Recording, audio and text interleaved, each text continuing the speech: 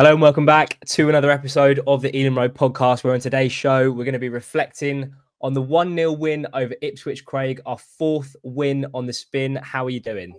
I am very, very happy and I'm very excited.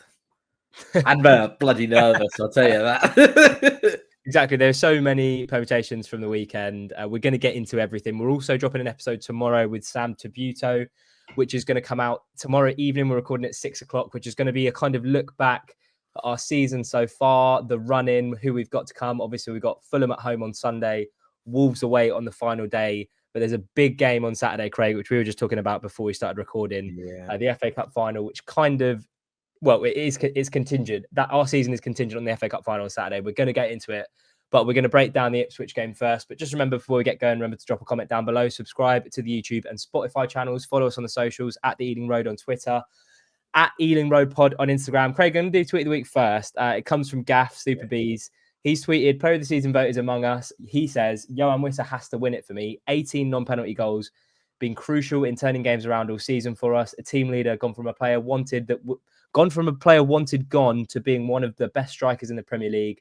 A mentor for the likes of Yarmo, Carvalho, and Iwan Morgan coming in.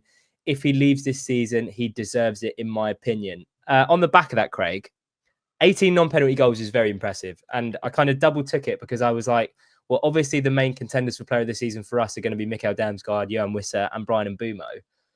But the 18 non-penalty goals, has Wissa's season been more impressive than Bryan's, would you say? There was a lot more. I don't know, because there was a lot more pressure on Bryan going into this season. You look at last season with him and Ivan Toney, you knew that when Ivan leaves, the player that's going to step up and be our star player, which we've spoken about this season, about how teams have that star player, it was going to be Bryan Mbeumo. And there was a level of expectation set on him before the season had even started that he had to be our talisman, our goal scorer, our creator of sorts and things like that. But Yohan Wissa was always going to be quietly brilliant. I don't know any other way to say that. Where last season when he played, whether it be in a front three or whether it be in a two with Ivan Toney, he was brilliant. And even this season and last season, if you had to put money on anyone going through one-on-one and scoring, it's going to be Yehor Yarmoliuk. Now, as I say that, the Southampton miss comes to mind. But we won that game 5-0, so it doesn't really matter. We won that game 5-0, so it doesn't really matter. But no, Yehor Yarmoliuk has been absolutely fantastic this season, and he deserves the nomination. And I want to say, Gaff, well done for not doing such a far-fetched tweet that people actually believe. Yeah, no, easy said than done with Gaff. But 18 non-penalty goals, I think, is so impressive. I don't think it takes anything away from Bryan Mbeumo's goal tally that he's had so many penalties. You still have to score them. Obviously, when Ivan Toney had the 20-goal season in the Prem, a lot of those were penalties as well. But I think the player of the season, despite Damsgaard's, I don't want to say drop off because I think that's hard, but despite him maybe not hitting the levels that he hit in the first half of the season, in the second half, I just think because of everything, like the story where he was, just like how pivotal he was to us and how standout he was in that first half of the season. I can't see my vote, and the vote is now open. I don't know if you saw everyone got the email for supporters player of the season, but my vote, and I think most people's votes, will go to Mikael Damsgaard. What do you think? I think that Nathan Collins will get a lot of votes as well. In my head, it's between three players, and Yehor Yarmoliuk isn't one of those three players, which you can't argue with the stats. You know what I mean? He probably should be, but for me, it's between Bryan, Nathan Collins, and Mikael Damsgaard. Those are the three players that it's going to go down to. But you can't just look at those three. You know, like Yehor Yarmoliuk, absolutely phenomenal season. People are going to call me crazy for this one, but Mark Flecken, compared to what he had last season, this season he's been fantastic for us, and he won us the game on Saturday even, which we'll go into as well. But there are so many players across the team. Norgard always there. Fantastic. Yeah. Norgard always there. He could go through every position of their players for it. But yeah, you got to feel sorry for him because I don't think he's going to win it. And yeah, he's kind of been foreshadowed by by Brian and Boom. I'm not sure that's the right word, but we're going for it anyway. Overshadowed. Overshadowed. He's been overshadowed, sorry, by Brian and Boomo this season and how fantastic he's been. But we say 18 goals, no penalties, absolutely brilliant. Let us know in the comment section who's your player of the season. I think it would be a mix, but I want to say that most people will go for Mikko Damsgaard. But let us know in the comment section down below. Let's get on to the Ipswich game then, Craig. Initial thoughts. Going into it, I thought we had to win. Yeah. But it was the game which we've spoken about as to the one in this run that I was actually most nervous about. Because prior to even playing them, weeks prior to even playing them, they'd already been relegated, already know their fate for next season. They're not really playing for anything, which is where teams can trip people up. We played Forest, beat them 2-0, they're playing for something. We beat Man United. They'd already put a younger team out, so we went into that one expecting to win, which is crazy to say, expecting to beat Manchester United. Then playing Ipswich, who aren't really looking for anything. And it's like, is that going to be what trips us up going into it? The team comes out, it's exactly the team that you expect it to be. It's spot on for what we're looking for.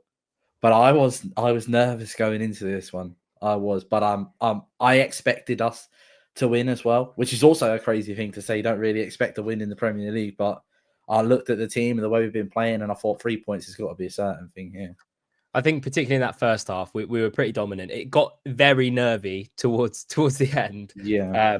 We're going to get into it, but I think just having another unchanged 11, I think there's been a lot of consistency towards this back end of the season, which has kind of coincided with us being really, really good away from home in particular, but also picking up the home form again. Yep. But just having that level of consistency in the starting 11, having players like Yarmo and Norgard, which I think we'll get into in this one, but I think their chemistry has just gone upwards and upwards and upwards. I think that like we've had the same starting 11 for sort of the last 5 or 6 matches, especially in this run that we've been on.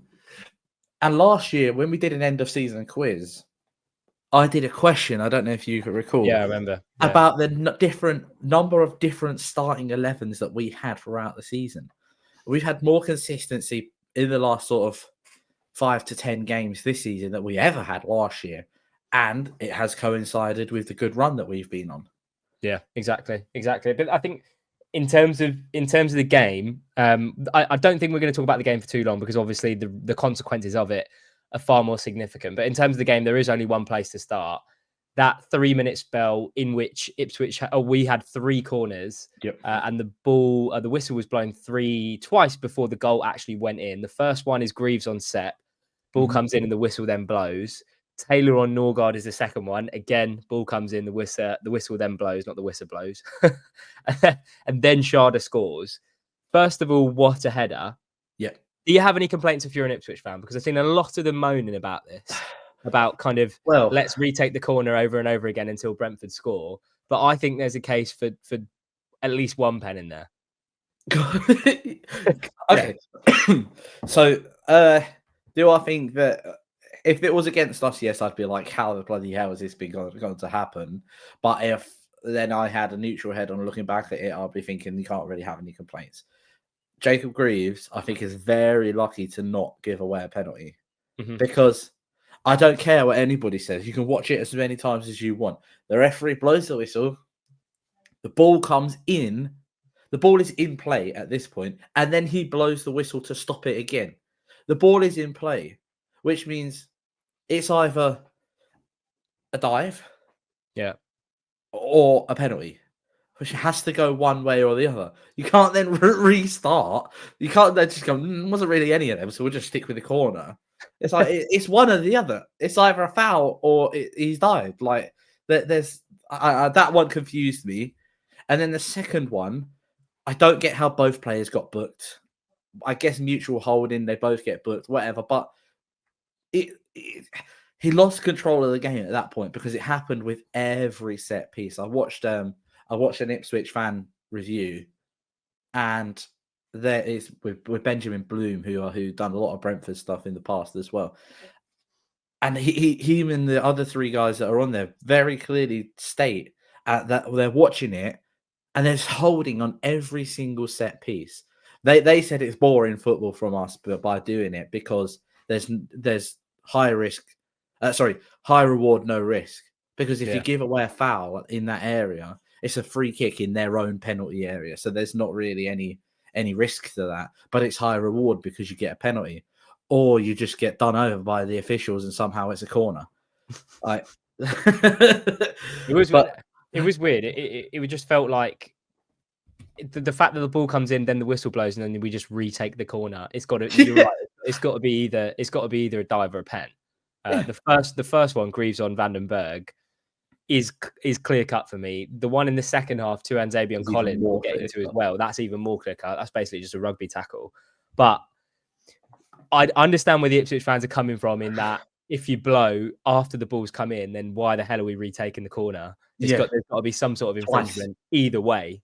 But Schade eventually gets the goal. Unbelievable header. 11 Premier League goals for him now, Craig. What have you made of him in recent weeks? Because you've not been on the pod since we've been talking about him, but no, he's been scoring consistently. Yeah. Four goals in 3 games now, isn't it? Mm-hmm. And I think that this is the first time we've been on since we've had 3 players with 10 plus goals. Mm-hmm. And I'd mentioned that a few weeks prior to it. I said he only needs a couple more goals, and then we've got 3 players with 10 or more. And it just goes to show that he can be our talisman. He can. He could be the target man as well, because we've seen week after week how well he does in the air and how he can pressure defenders. And the goals that he scored, 2 headers he scored against Man United, header he scored against Ipswich. I can't remember the other goal in the 3 games.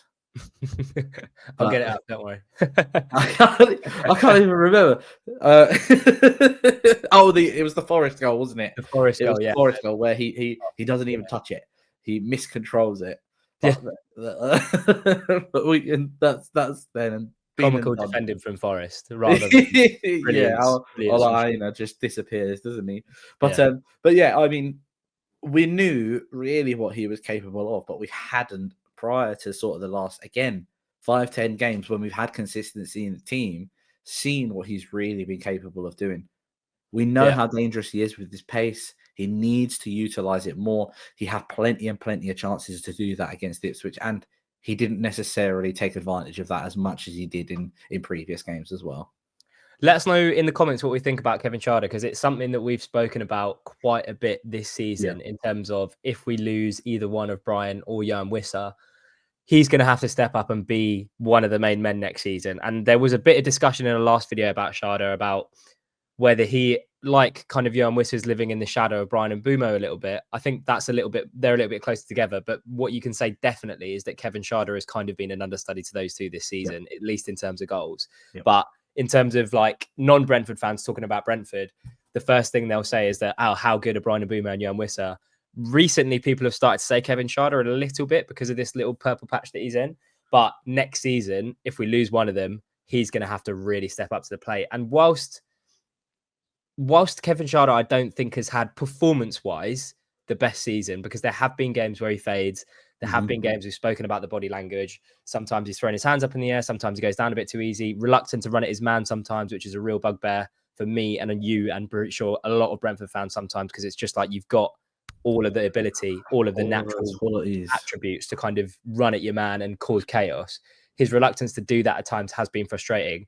However, 11 goals in the Premier League, his best return for Brentford. And it's something to definitely build on for next season, and another great goal against Ipswich at the weekend to top it off. It was really dominant first half, I thought. There was plenty of chances. Into the second half, we've kind of spoken about that Tuanzebe challenge on Collins. That was probably the most clear cut of the day. But take me through your emotions in that last 20, Craig, because it did get a little bit more up and down. Ipswich got a bit of momentum in the game. There was a few chances. George Hurst had a one-on-one. Hutchinson outside of the post. The one-on-one, by the way, I don't know what that I don't know how many people have watched the highlights back, but that one-on-one is really funny because it was so bad that he had to appeal. One of those where, because it goes so wide, you have to be like, hey. You have to appeal for something. It was that bad. He had to appeal for something because there's no way he just scuffed it that poorly, but he did. But then the big save from Mark Flecken as well in the dying moments. Talk me through your emotions in that last 20, because a draw on Saturday would have seen us drop down the table. And for 20 minutes or so, I don't want to say we were hanging on, but they did create some opportunities. We took our foot off the gas. Let's be real. We took our foot off the gas for the last sort of 20 minutes. We let them have the ball. We let them try and, I don't know whether we was trying to just let them tire themselves out a bit and catch them, but we had that chances as well in amongst that spell where Ipswich were on top. Excuse me, to the point that they had their backs to the wall as much as we had our backs to the wall, but the chances that they was creating seemed more clear cut. There's obviously the one where Omari Hutchinson hits the post, Hurst scuffs that chance wide, and then there's the header, which I'm not 100% sure who the header came in from. But again, a really, really great save, and he wins us the game. So many times last season, we was talking about Mark Fleck and saying he needs to show his worth. He needs to win us points. Yeah, save us points, yeah. He needs to win us games. And that's exactly what he done. And that's going to go so unrecognised as we move into these last two games. If Manchester City win and then we win, that save could be the deciding factor in how our season ends and where we go for next year. But we took our foot off of the gas. I'm not 100% sure why. They only really had one clear-cut chance, maybe two, the Hurst chance and the header which comes in, or there's one which he saves, sorry. Mm-hmm. But I was nervous. I was nervous, and it was a bit like squeaky bum time and things like that. Yeah, my heart was in my throat, and I couldn't quite understand why we changed the system ever so slightly to benefit them. And it happened against Manchester United as well, where the substitutes that we made negatively impacted us in controlling the midfield and giving the opposition the upper hand. So the changes that we're making, I understand them. I think that maybe I'm being a bit pedantic here and trying to find faults maybe, but I don't think that Jensen still looks quite up to it. I think he looks slow. He looks sluggish. He didn't look quick to react when he got on the ball, and he was caught in possession quite a few times, especially down this side by the away fans. And that's what put us under pressure. And I don't know if maybe he's just not up to full fitness yet. And yeah, Omari Hutchinson, when he was pressing, he's a quick player. Julio Enciso, he's a quick player. By the way, and so many Brentford fans will tell you that he spent so much time on the floor. Did that Julio Enciso? Yeah, but I did like the video that Brentford posted out about Michael Coyote bodying him. That was good. But you know, I know you've mentioned it. You've got to ride your luck a little bit, and that's exactly what we did. We took our foot off the gas. And it was like we hoped that they didn't create a clear-cut chance for themselves. Yeah. So you ride your luck, and everybody says you don't have to play well to win. Good teams don't have to play well to win games. Mm-hmm. And for the last 20 minutes, we weren't fantastic, but we saw the game out, and it's another clean sheet as well. Just on the Jensen sub, I think he was fantastic when he came on against Man United, and I actually think the drop-off against United came when we subbed Yarmo off, who we're going to talk about next, because I thought he was phenomenal, probably our best player on the day. Yeah. But just that kind of game for Jensen when he comes on, I don't think that's his kind of game to come onto, especially when the momentum's with the opposition.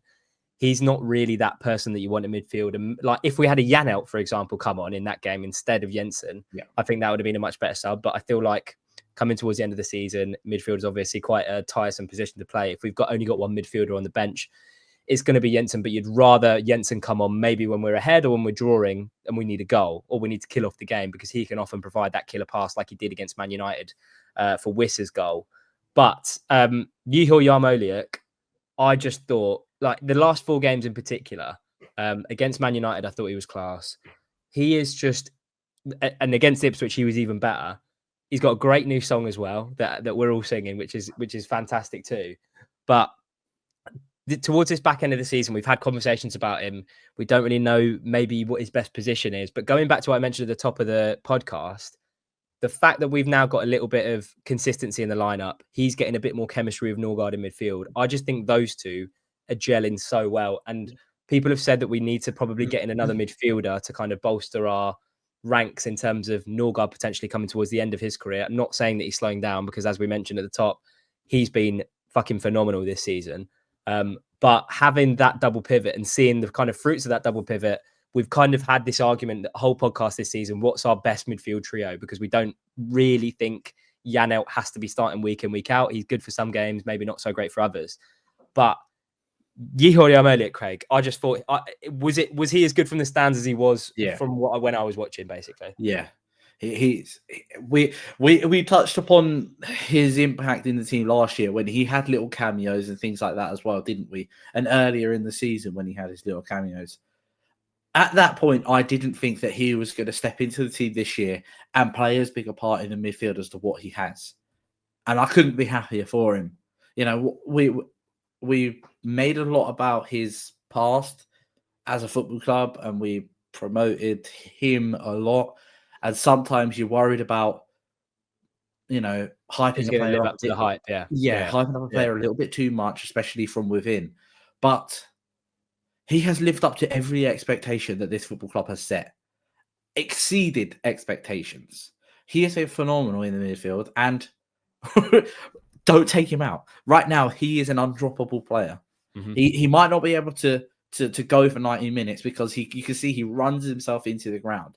But if he could do that for 70, 75 minutes, and then Janelt could come on, or Konak could come on, and Jensen could come on and do what he does for 20 minutes, perfect. Let him run himself into the ground. Let him do the dog work. Let Norgard be that defensive midfielder and conserve himself for the burst of energy that Norgard does and what he has. Because he can do that bursting run backwards. He can do the defensive work. And Yarmo is very clearly just... it feels like he's just a headless chicken or a dog off a lead in a big field. Do you know what I mean? Just go out there and fucking run around as much as you can. Cause as much chaos and mayhem as you can. And it's so enjoyable to watch as well. It's so much fun to watch because he's just a breath of fresh air in a team. And I love it. I think it's brilliant. So young as well. Still so young. Like the fact that he's kind of more than holding his own in these games against Nottingham Forest, who have been second all season, Brighton have been challenging, Man United are in a Europa League final. Obviously, they're shit in the league, but we're going to Ipswich, already relegated, potential banana skin, and you're just bossing that midfield. And you're so right, because he's got a bit more energy in midfield, it allows Norgard to conserve his energy. Because like you said, Norgard can make those runs backwards, but he also is a bit of a box crasher as well. I think Norgard scored 6 or 7 goals this season, I want to say. Maybe more, maybe 8. But he can also make those kind of runs forward. But that chemistry, because sometimes Yarmo's on the halfway line whilst Norgard's making those runs forward and vice versa. I just feel like it feels like that pivot is the future, at least for next season. Yeah. Obviously, we've got Konak coming in, who's made some impressive cameos too. Whether we might see Konak and Yarmo as the future, like in a couple of seasons' time, who knows? But at least for now, I just think those two over the last 4 games have been so pivotal in winning those midfield battles. Have you spoken about Michael Coyote on the project, Craig? Because I'll let you do it now if you want, because we've been waxing lyrical about him for the last 3 weeks. Rumor has it he eats spaghetti, he drinks Moretti, and he hates Queen's Park Rangers. So that's what I'm hearing about him. I think it was after the Arsenal game we said we need to start him. Start him. Because it showed the impact that he had when he would make them overlapping runs. It has, with 5 games to go, I think that's when he came in, because we've played 3 since. I think he started the last 3 or last 4 games. Mm-hmm. He's completely changed the attack and completely changed the defense. It's crazy how one player can have that big of an impact on what is happening on the pitch. Give Fiorentina the money. Give them the money. Whatever they want, give it. Give it to him. Whatever they want, just give it to him. He's absolutely phenomenal. Absolutely phenomenal.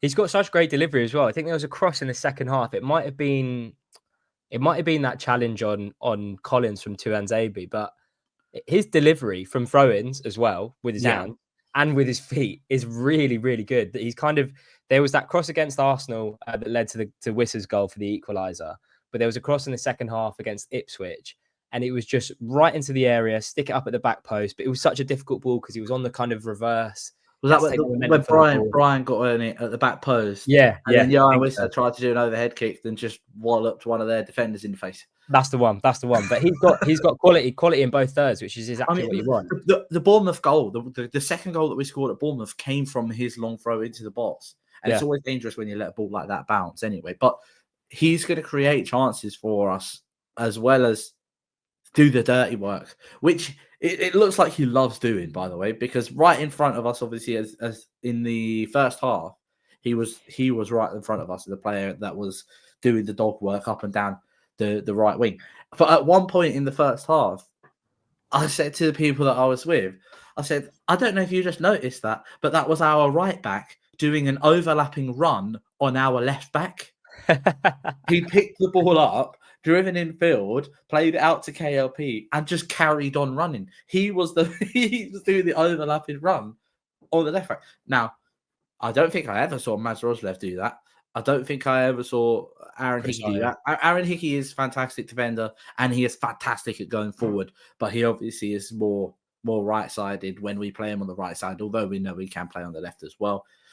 But we've got a 2 year ago version of Rico Henry on the right-hand side, because Rico would make those bursting runs forwards and to support both sides. I mean, all you got to do is look at the Man City goal when we scored and we won 2-1 away at Man City, and he's the one that picks the ball up, drives in field, and plays it out to Josh Da Silva at that point.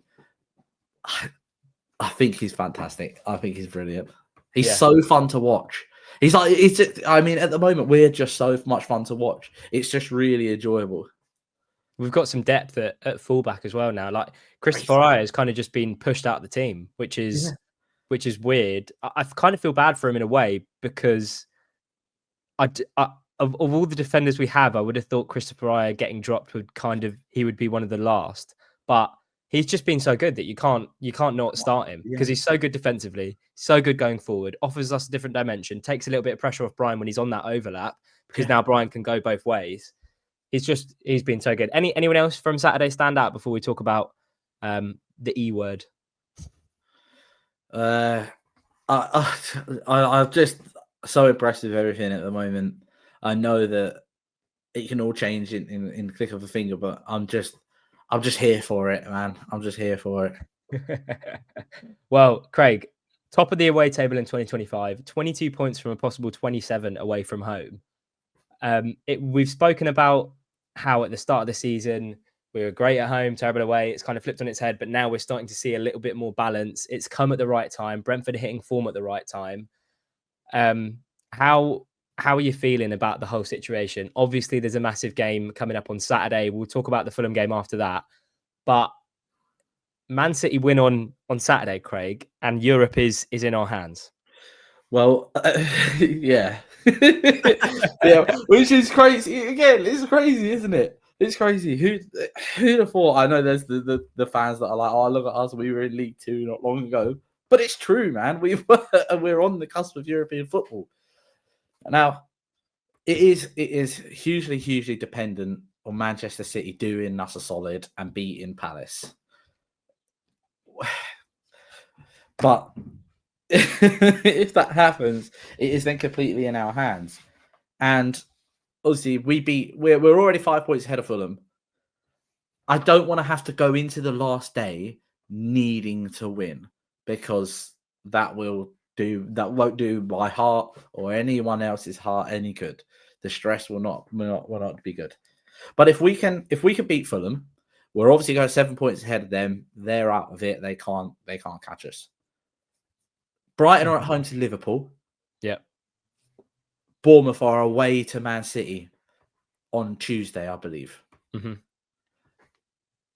If we win, are Brighton playing on Sunday as well? I'm not 100% sure. I think Brighton are playing on Sunday as well. No, they're not. They play Liverpool on Monday night, Bournemouth travel to Man City on Tuesday. So if Man City we beat win, Palace and we win, then we're in pole position, basically. We are in pole position. But what you also got to think is, if we right now, there's a 7-goal swing. 7 goals is not a lot. All it takes is 1 4-0, 1 3-0. Mm-hmm. And I think Brighton are at home to like Spurs, who are on the final day, who are very, very much concentrated on the Europa League final. And Bournemouth are at home to Leicester on the final day, who are shit. And if we can beat Fulham, even if we only beat Fulham by 1 goal, and Brighton don't beat Liverpool, Brighton lose to Liverpool 1-0, that then becomes a 9-goal swing going into the final day. Mm-hmm. But before we even get to that, we have to beat Fulham. Yeah, we have to beat Fulham. That game against Fulham is the players don't need any motivation for it because it's revenge from the reverse fixture. It's a local derby. It's a crunch game. There's so much that relies on it. The thing is, this could mean nothing by the time Sunday rolls around anyway. That's what annoys me so much, is because it would be so Brentford that we get ourselves into this position towards the end of the season after the whole season we've been talking about. We don't like the way that Thomas Frank prioritizes the league over the cup competitions when they're the most realistic chance of us achieving something special this season. And then we get to a point where it's now within our grasp, but it's not really in our hands. Having, and Man City beat Crystal Palace 5-2 a couple of weeks ago. But if anyone had watched that game, Palace could have been home and dry in the first half if Eze had just stayed like marginally onside in that game. But if the result goes our way, the players should know. The players should not need any motivation whatsoever. I think, first of all, mainly because of what happened in the reverse fixture and the account of ourselves that we gave that day. I remember the podcast after that. It was very solemn. It was a very solemn pod, and just the way that we kind of in that game against at Craven Cottage, the way that we kind of just succumbed to the pressure and didn't try anything really of note in that second half to kind of get Fulham off our backs. And we all knew what was going to happen when the first went in. Yeah. Never left the stadium so quickly. But that on its own should be enough to go and win that game on Sunday. Yeah. Add it to the fact that it's a local derby. Add it to the fact that if we win, it puts us in an extremely good position to somehow clinch European football. Oh, I just don't know. You couldn't write it. You couldn't write it that if Man City win on Saturday, we'd have a game against our local rivals to potentially get into Europe. I think that we may have had this conversation at the start of the season, saying, but it was, can you imagine we beat Fulham to clinch European football? Yeah. And we... I think, I don't know what I would have preferred, that or relegating Fulham with a win. That would have been also quite funny. I'd have definitely preferred Europe, but I think I thought the conversation that we had might have been, imagine if it's a game to relegate Fulham, because I tipped them to go down at least. That was probably more just out of me being snide than anything else. But no, you couldn't write it. You couldn't write it. And